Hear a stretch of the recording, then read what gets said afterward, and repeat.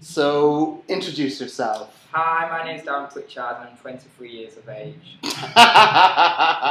So, tell me, Darren, how did you get into the whole voguing thing? How I got into the old voguing thing was I've got a very good friend called Darren Suarez, who was an original voguer in the 80s when it first blew up. He was in a house called the House of Banjo-Realness with some drag queens and some kind of club kids, and they were kind of disenfranchised working class Liverpudlians, so they related with the whole Paris is Burning kind of aesthetic and kind of freedom of expression.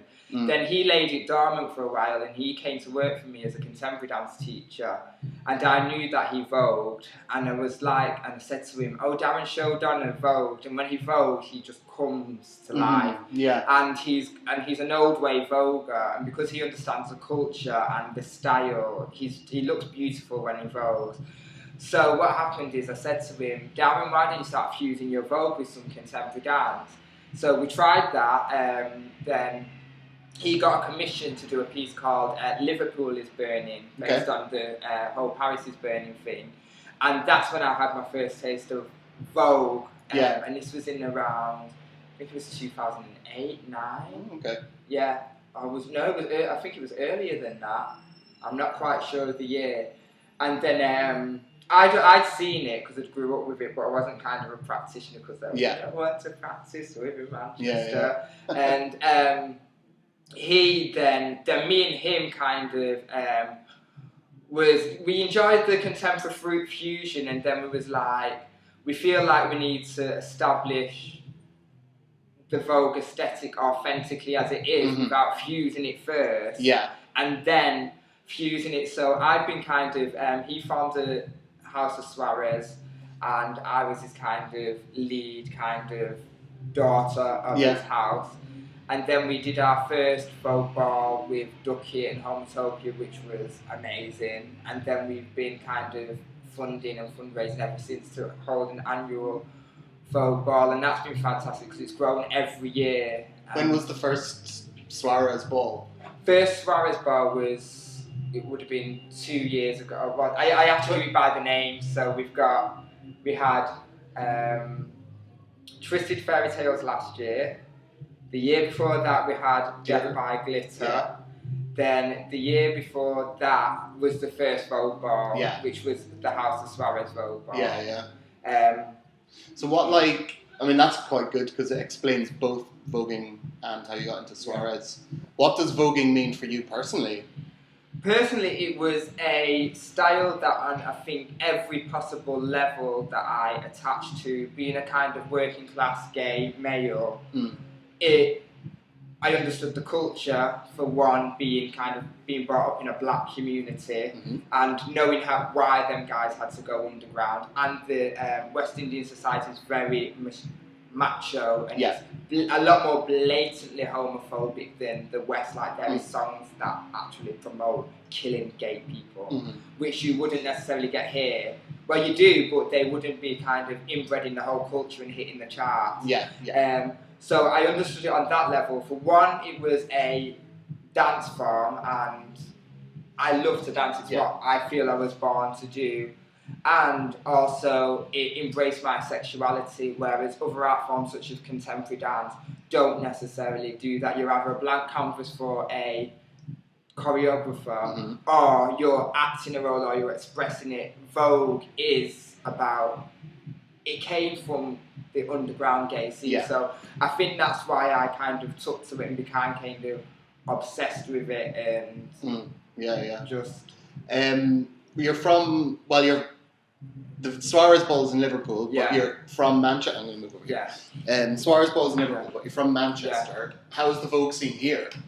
How's the Vogue scene here? It's almost non-existent here. I think here what we've got a lot of is very good drag queens. Because the drag and Vogue culture, the Vogue culture evolved from the drag ball, so the drag queens here understand the Vogue culture. I think we've got a lot of club kids now that are embracing it.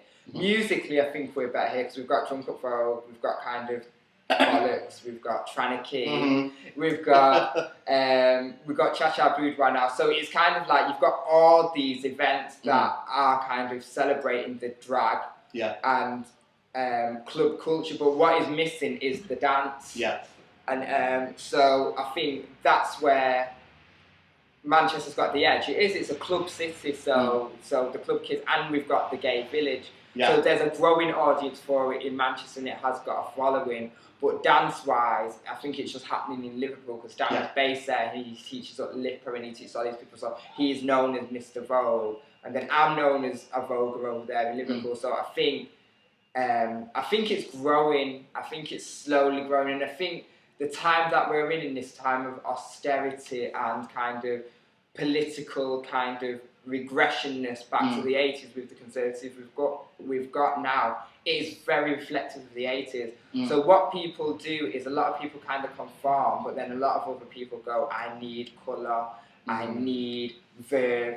And gay people, intrinsically, the gay scene is quite political, is quite homogenised, and gay boys are trying to be straight, and straight boys are trying to be gay, and this whole metrosexuality that's going on, and there isn't an embracingness of a gay culture and being camp, so to speak, being flamboyant, dressing up, cross-dressing, celebrating transgender, gay music, gay fashion.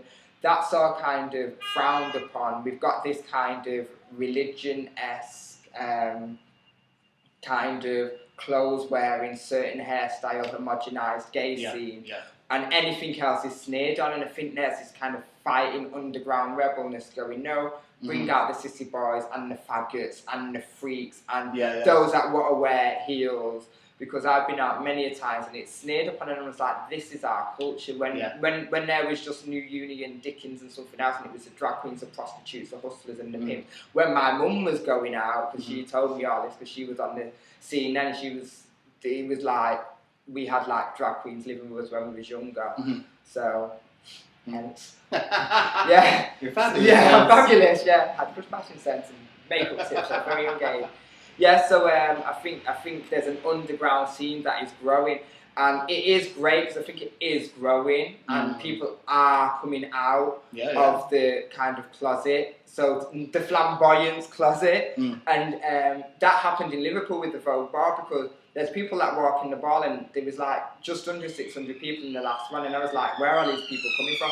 And people that we even walked, and we had rockers, we had burlesque people, we had punks, we had alternative, we had kind of very fashion conscious, stylistic, muscle Marys, leather queens, and I was just like, you don't see that hybridity no more, that people coming together, because it's like, those people are at Rembrandt, these people go to Eagle, these people go to Tranakit, and that's what I liked about the Vogue Bubble. I think it's slowly kind of growing as a show off, so kind of riding along barges on the canal during Pride.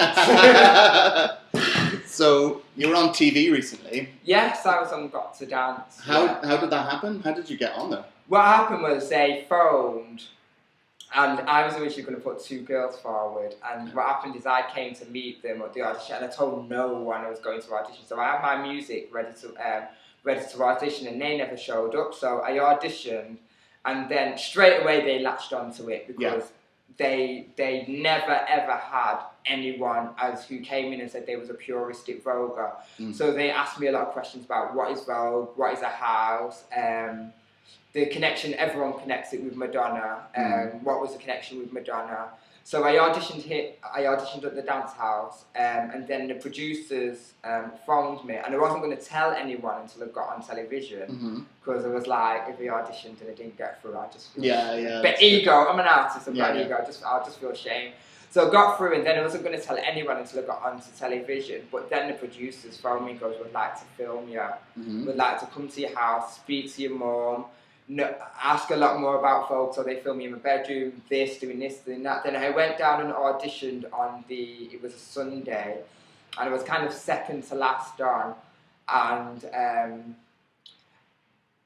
because I had the whole build-up, the most exciting thing was I was looking forward to meeting Davina more than anything else. I could have went home after I'd met her, so I kind of went on, and it was really weird because I walked on stage and I thought, what the fuck am I doing? Are these people going to get it and understand it and realise what I'm trying to do? And I deliberately went, when people don't, because people were like, they were like, oh, you're going to dress up, and I thought, no, I'm not going to dress up. What I'm going to do is show the art form first in its purest form. And he actually went in a pinstripe suit as an executive realness because I meant business. And then because people were like, why did you dress up? And I was like, I was in my suit. It was like executive realness. And I said, and I had the gloves, and I told them that the glamour and the flamboyance, but I said, first of all, I wanted to be appreciated as a puristic dance art form. I can do the heels and the glam and the demi-drag. I said, I don't mind doing that. It's part of the culture. Then, I kind of thought, what the hell am I doing as I walked on stage? And it was like, I didn't have no regrets up until then. It was like, oh my God, I should have just went with a nice lyrical contemporary piece and rolled around on the floor and made them cry. And then it was like, and then I thought, and then it was like, no, this was like, ooh, the lights burn out. So run around. Is it a movement thing? And then, so then I did it, and then... It went down really well. It did, but what you don't see is that they make you wait ages. Right, okay. You know, like on television, like the 3 stars just pop up. Yeah. They make you wait ages. So I'm stood there. I knew from when I did the first, you know, I did the first, they went, whoa, they went, right, but and then I got the 3 star, and you know what, they was really, really lovely, and I couldn't have asked for a better reception or a better kind of platform to do it on. They was understanding, they knew what, even though I didn't get through to the next stage, they understood what it was. And actually it was Ashley, he said the most, but they didn't edit a lot in. He was like, you're a true artist, he understood the purist. He goes, what you was doing necessarily wasn't the most difficult thing, but it was the way you did it in a style, and they've never ever had a voguer on the television program. I'd be very surprised if they do. They had whackers that year who didn't get shown and stuff, but they never had a voguer. And they said, what they kept saying is, you're authentic. You can tell you live the life, you know the culture of it. I just don't kind of play at it. So it went down an absolute storm. And then I went and I still never told nobody. And then I watched it on television, and there was kind of like, because you never know how anything's going to go down. Then my Facebook blew up. It exploded. Like people that I didn't even know knew I kind of danced or knew what I really did, and they was like, oh my God, it's amazing, well done. I walked into Buzz Rocks, which is kind of a West Indian food shop, and he was like, oh my God, you're that guy. He goes, you're doing the Vogue thing, weren't you? And it was kind of like, Then also when I was stood up, I went into a clothes shop, this was the other week, and this guy was like, excuse me, can I ask you, did you...